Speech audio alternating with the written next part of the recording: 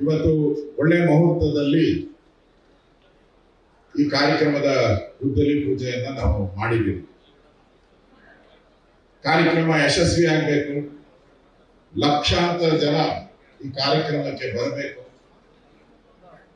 ಒಂದ್ ರೀತಿ ಈಗ ಚಿತ್ರದುರ್ಗ ಒಂಥರ ತವರು ಮನೆ ಆಗಿದೆ.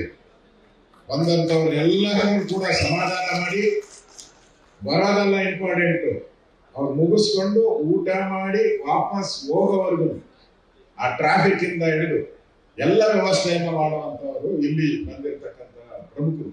ಚಿತ್ರದುರ್ಗ ಮತ್ತು ದಾವಣಗೆರೆ ಜಿಲ್ಲೆಯ ಜವಾಬ್ದಾರಿಯನ್ನ ತೆಗೆದುಕೊಳ್ಬೇಕು. ನಾವು ಕರೆದಿದ್ದೀರಿ, ಬರೋದು ಇಂಪಾರ್ಟೆಂಟ್ ಅಲ್ಲ, ಬರಬೇಕಾದ್ರೆ ಅವರಿಗೆ ಕುಡಿಯೋ ನೀರು ಇರ್ಬೋದು, ಟಾಯ್ಲೆಟ್ ವ್ಯವಸ್ಥೆಗಳಿರ್ಬೋದು, ಇಲ್ಲಿ ಬಂದ್ಮೇಲೆ ಅವರಿಗೆ ಸೌಕರ್ಯಗಳಿರ್ಬೋದು.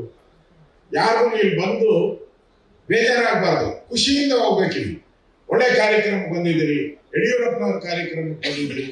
ಯಡಿಯೂರಪ್ಪನವರ 50 ವರ್ಷದ ಸಾಧನೆಯನ್ನ ಬಿಂಬಿಸ್ತಕ್ಕಂಥ ಒಂದು ಕಾರ್ಯಕ್ರಮಕ್ಕೆ ನಾವೆಲ್ಲರೂ ಕೂಡ ಬಂದಿದ್ದೀರಿ ಅನ್ನೋ ಭಾವನೆ ಬರಬೇಕು.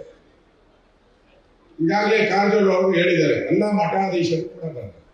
ಅದರಿಂದ ಈ ಕಾರ್ಯಕ್ರಮ ಬಹಳ ಡಿಸಿಪ್ಲಿನ್ ಆಗಿ, ಸ್ವಚ್ಛವಾಗಿ, ನಾವೇ ವಾಲಂಟಿಯರ್ ತರ ನಿಂತು ಈ ಕಾರ್ಯಕ್ರಮವನ್ನ ಮಾಡ್ಬೇಕು. ಅದಕ್ಕೋಸ್ಕರ ಈ ತಯಾರಿಗೋಸ್ಕರ ಕರೆದಿರೋದು. ಬಹಳಷ್ಟು ಜನ ಇವತ್ತು ನಮ್ದು ವರ್ಷ ಬಹಳ ಮದುವೆಗಳು ಜಾಸ್ತಿ ಇದೆ, ಊರಪ್ಪಗಳು ಜಾಸ್ತಿ ಇದೆ, ಆದ್ರೂ ಕೂಡ ಇವತ್ತು ಇಷ್ಟೊಂದು ಜನ ಬಂದಿದ್ದೀರ.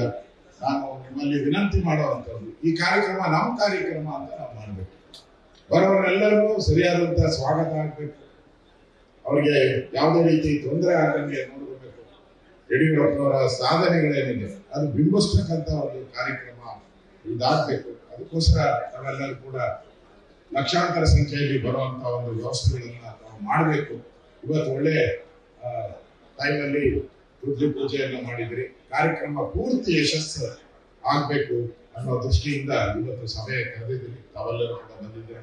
ಮತ್ತೊಮ್ಮೆ ಈ ಕಾರ್ಯಕ್ರಮ ಯಶಸ್ವಿಗೆ ತಾವೆಲ್ಲರೂ ಕೂಡ ಪರಿಪೂರ್ಣ ಶ್ರಮ ಹಾಕಿ ಕೆಲಸ ಮಾಡಬೇಕು ಅನ್ನೋ ವಿನಂತಿಯನ್ನ ಮಾಡಿ ನನ್ನ ಮಾತು ಮುಗಿಸ್ತಾ ಇದ್ದೀನಿ. ಧನ್ಯವಾದಗಳು. ಭಾರತ್ ಮಾತಾ ಕೀ. ನ್ಯೂಸ್ ಫಸ್ಟ್, ನಿರ್ಭೀತಿಯಿಂದ ನಿಮ್ಮ ಪರವಾಗಿ.